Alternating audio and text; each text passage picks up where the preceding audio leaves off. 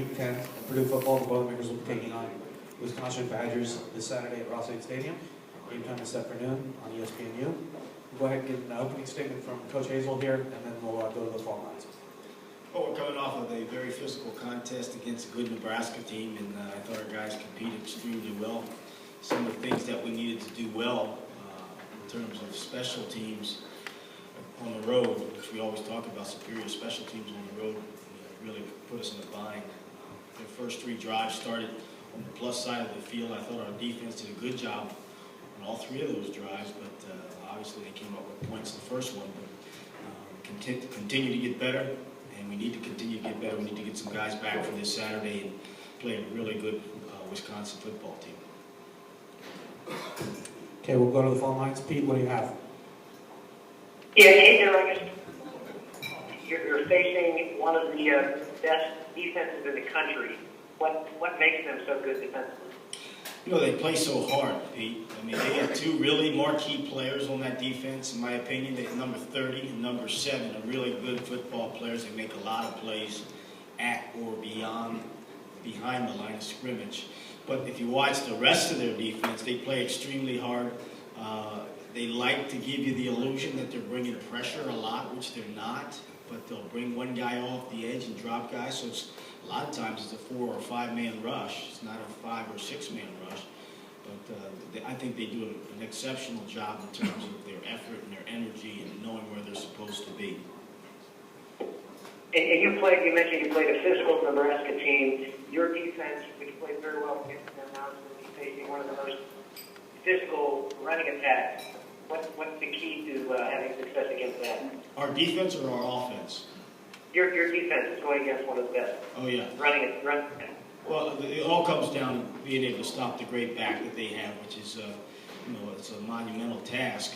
He's a very good player. What makes him so good, in my opinion, is he is really, really fast in the hole. He's got really good quickness in the hole, but he's also got the top end speed once he hits the edge. And he'll run for 2 yards, 3 yards, 5 yards, and all of a sudden he'll hit a 70-yarder on us. We can't let him out and have those big runs. And what's the status of your wide receivers? I'm assuming Antwerp is out. Where do you have that? Yeah, Danny's out. So what we'll do is we'll start Yancey at the X position. We'll have Posey inside at the H, and then we'll put Trey Hart at the Z, and being backed up by Miles Norwood. And we'll have Shane McKeskey backing up at the H position. And then how do you kind of accelerate their readiness for what they're about to face? I'm sorry, I don't understand the question, Pete. Oh, yeah, just if you get these guys, some of them are still a little young, get them ready for the physicality and the intensity of the game. What do they need to do in practice this week? Well, I think, we got to be really smart as a staff this week in practice with being as sore as we are and this late in the season. But you have to get the perfect looks that you need to get, and I think that's the balance that we have to find. But there's a lot of guys that have to grow up pretty quickly. The guys that have not played a lot for us, like the Trey Harts and those types of guys, they have to grow up pretty quickly. Okay, and then lastly, how is Frankie doing, and then what role do you see Lance and Fighter have to do? Well, Frankie is going to be a day-to-day situation. We'll continue to evaluate him and see how his head continues to clear. And Landon's going to be our starting safety. And I thought he did a great job for us last week. And he needs to continue to play at that level or better and help other guys play at that level. Okay, thanks, Darrell. You're welcome. Okay, we'll go ahead and get started here in the room. Darrell, Pete asked you about you're kind of banged up, obviously, at the receiver position with Danny out, but flipping that over on the defensive side, you also got some guys banged up too. You mentioned Frankie, but you're facing a great running attack. You need all the defensive weapons you can get. What's the update maybe on some of those guys that are banged up from Nebraska? Yeah, Rajan has got a midfoot sprain, and he'll be a guy that we'll have to monitor this week and see how much we can get out of him. It'll probably be a game time decision with him. Ryan Russell's pretty good. We thought he was going to be a little worse, but this morning he was pretty good, his ankle. I think who else is Jelani's okay. He's got a deep thigh bruise, but it was a little bit loose this morning, so he's coming along. So that's the thing that we have to really be careful that those guys don't get those injuries back up again this week. Yeah, because you're facing kind of a smash mouth, another in back-to-back weeks, sometimes that doesn't happen, but I think that's essential with another smash mouth. Absolutely. I mean, we got to be, again, what we do in practice this week is so critical today and tomorrow. I think if we can get by tomorrow's practice and come out pretty healthy, then we'll be as healthy as you'd like to be going into this Saturday's game.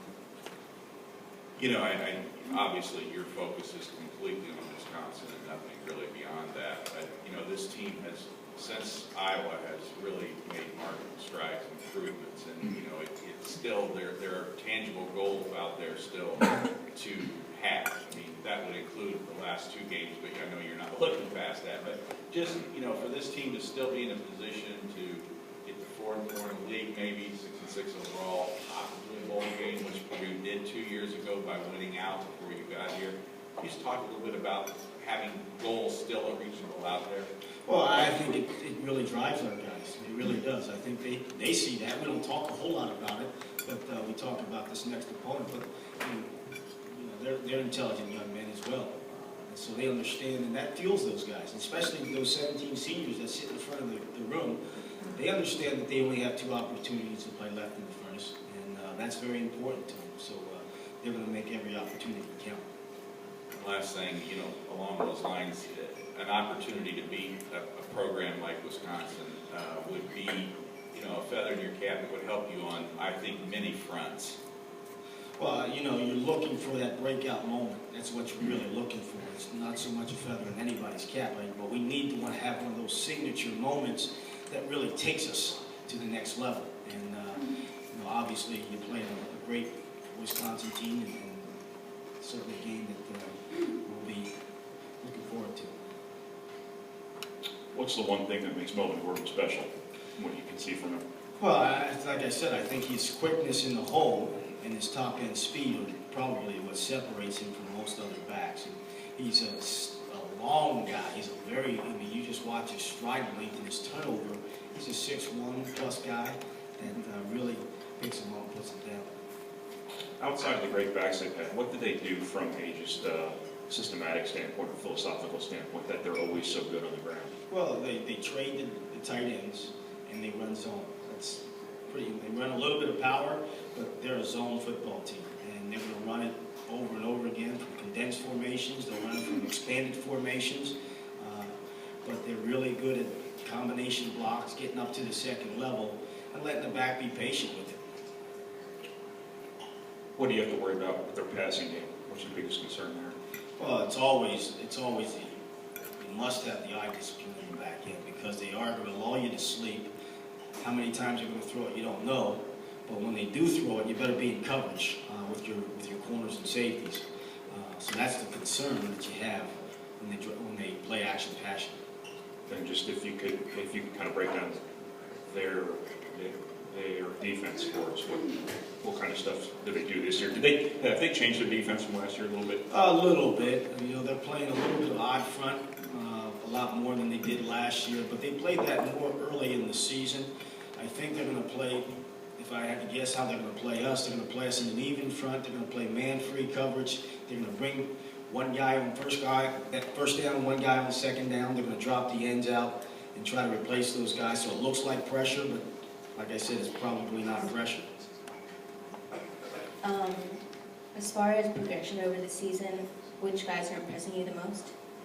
Well, obviously, Danny Antwerp was a guy that really took some leaps and bounds over the last 3 or 4 weeks. I think Keem's playing as well as he's ever played, and it's just given us so much. The next guy, I think, if you look at our full roster, is Jake Raplogo. He's a guy that's really been productive in the last couple of weeks, and he continues to get better. Any preseason expectations to contrast what's going on? Preseason Expectation.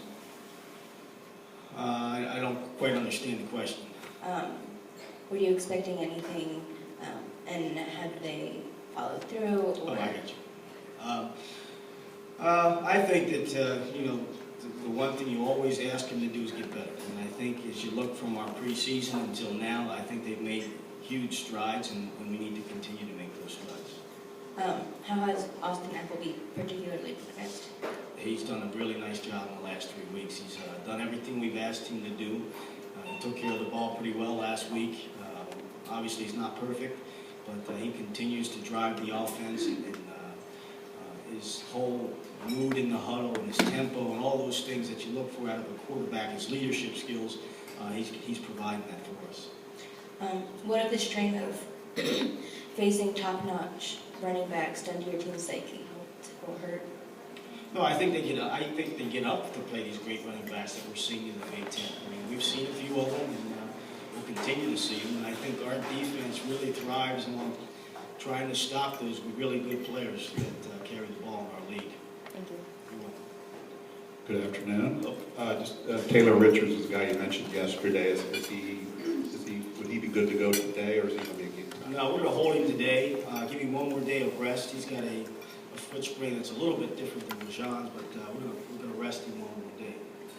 Just with Danny Anthrop, after the MRI and everything, is it just an ACL, or is there anything else that's going on in there with his knee? We pushed it back to today at 3:30, so he has not had the MRI yet. Just with Akeem Hunt, I guess this is how Darrell he's been for you. Did you have any questions that he could hold up with as many carries and as many touches that he's been getting so far?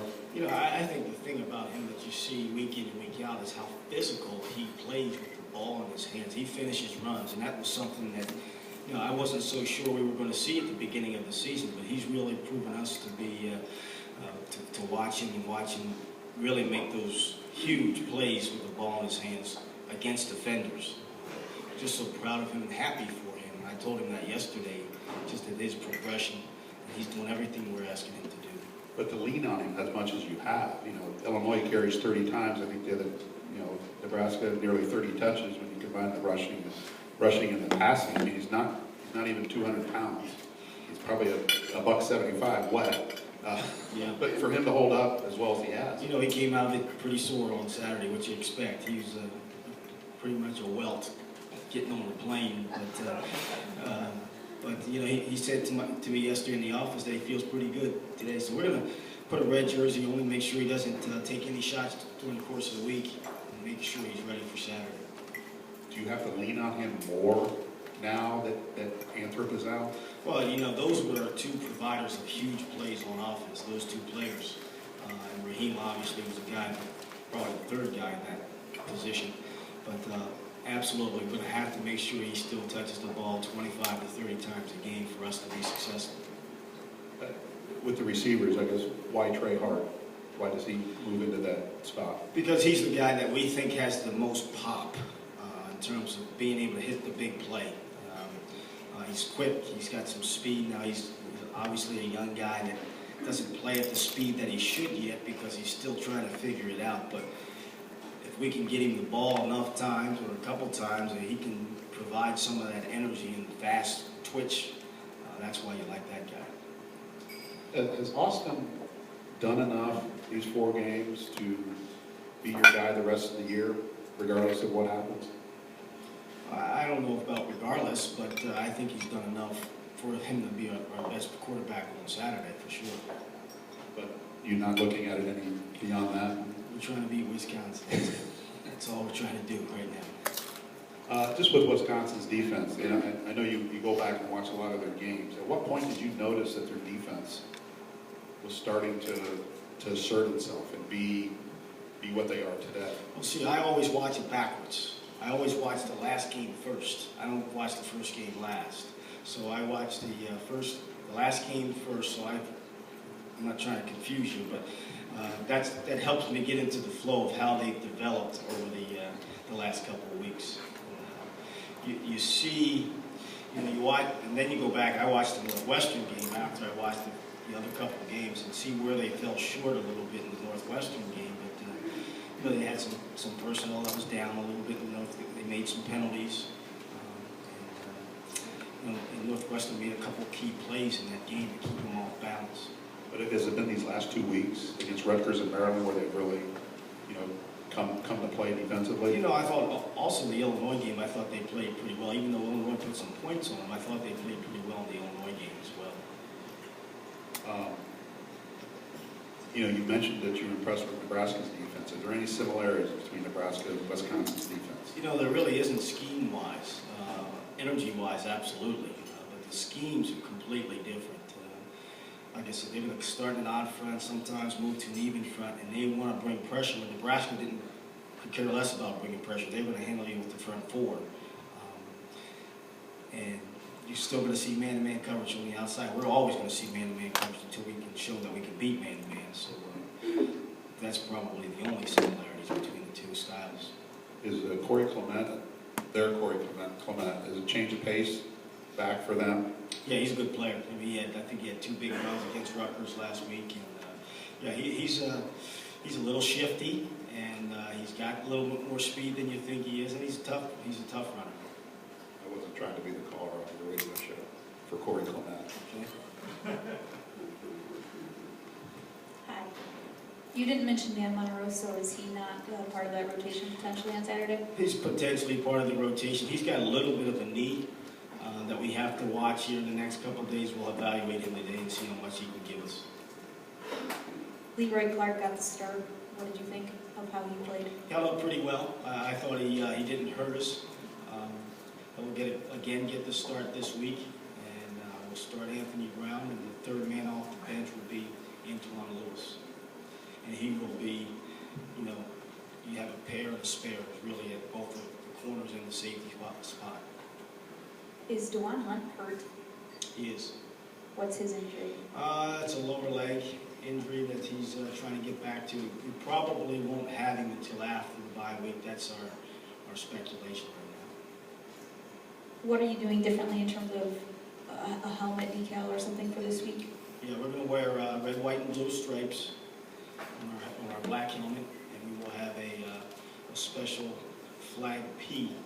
And then on the back of the helmet will say, "United We Stand." Who's going to return punts? We're going to have both Landon Fichter as well as Miles back there, not Miles Norwood. Was it a goal before the season to be bowl eligible? We talked about a lot of goals in the beginning of the season. That was not one of them.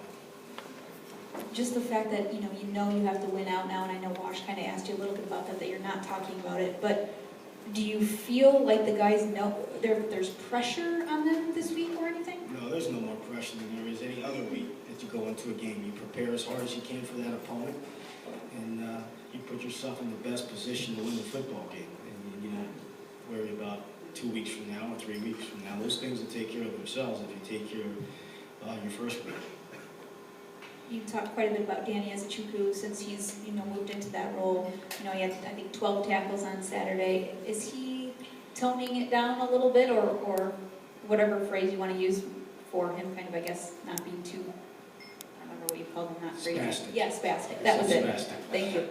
He's absolutely done a great job. I mean, he surprised us in the last 2 weeks of how well he's playing, and we had a discussion on Sunday about a week ago Sunday, we talked about, is he a guy that you move back to end next year? We had the same discussion this Sunday. We said, absolutely not. But he's probably going to stay at linebacker position because he is settling in so well at that position. What do you like about him there? I mean, obviously there's part of it that you just have to get what you're doing, but the physicality is matching too? Well, he's a 255, 52-pound guy who can run. He is really starting to become more and more instinctive at his position. And he's got such a great motor. He just plays so hard. So you start to combine all those things together, you're talking about a pretty good linebacker once he starts to figure it out. I'm sure it depends on what the defense is called, but what are his primary responsibilities generally? I mean, is he a run-stopping first guy? They all have multiple responsibilities, but he's got to stop the run and play the pass. You mentioned Jake Rapogel earlier is playing, perhaps his best game this last week and playing well recently. What is it that he has done, you think, here recently to turn it up a notch? Well, I think the thing that I see from Jake now is he's always played with energy. We've we've all seen that he's always played with great energy, but I think he's starting to understand how to get off blocks. And it helps when his pad level's lower, which he's starting to develop some pad level, but his quickness off the ball and his figuring it out how guys are blocking has really helped him in the last couple of weeks. Has that been pretty natural progression for him, considering, you know, a few years ago he was a linebacker and then played outside for on the line last year, now he's in a 3 technique, just that he's been able to, you know, figure out how to do that from a new position this year? I think that's the thing that we always forget about, is how young some of these guys are at the positions that they're at. And it takes a little bit of time to develop some of those techniques. And he's really starting to figure it out. And I think the more and more he can play where he's playing, which he will stay at that position, obviously, the better. I think he's going to be a fantastic football player when he's all said and done. Still think he can get bigger even? Oh, he'll be a giant. He's 200 and I don't know what he is, but he'll put on 20 to 25 more pounds in the offseason. He'll be a giant. Part of your wide receiver shuffling was putting Posey back inside. What do you like about him there? And you know, feel like he can have some similar production to what he had maybe late last year for you? Yeah, I think playing Pose inside was probably to help Trey play better outside as opposed to putting Trey inside. But Pose has played both inside and outside for us. But, you know, I like the way he runs some of our inside routes probably a little bit better. Some of those search routes that we're looking at. What's the latest on Knopf? Could he be back after the bye week for you? It's still up in the air, but we talked this morning about potentially getting him back for the Northwestern game. So, you know, just going to see how well his development and healing goes in the next 2 weeks. His return would help a little bit because he sort of brings you some of that playmaking ability. He definitely helps us a lot because he has the big play capabilities. You have a couple safeties nicked up. Who would be your next safety right now? Robert Gregory would be the third man off the bench. It seems like lately he has gotten more second team reps and, you know, been that guy who slid in with the first team. What have you liked that you've seen more of him here recently? It's always the physical part that he brings. You know he's going to strike you. Sometimes he gets himself out of position, but he can run and he'll come downhill. The thing that you're always concerned about Robert is he's coming downhill.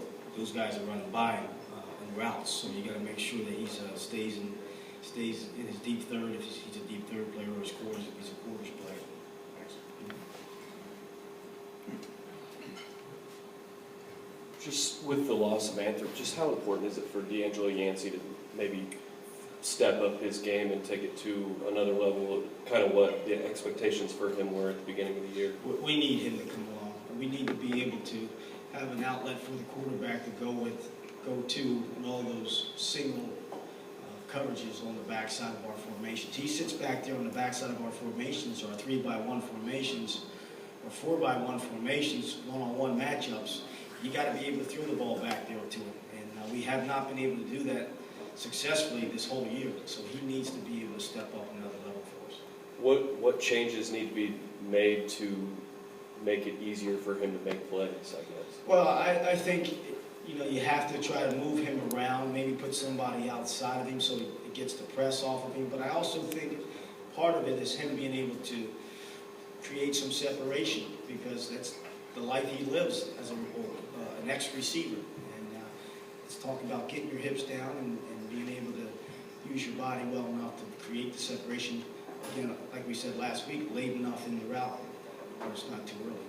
And just offensively, we've seen a little bit of it, but with Anthrop going down, and you talked about it needing someone to step up with explosive plays, do you anticipate Raheem and Akeem maybe being on the field more together to just generate a spark? Yeah, we have to be able to put those two on the field just a little bit more than we did last week, probably as much as we did a couple of weeks ago, but you have to bring it, what we call rabbit personnel in the game together, as well as the queen personnel in the game together, to be able to get those two guys on the field. Anything else? All right, Coach, thank you for your time. Thank you.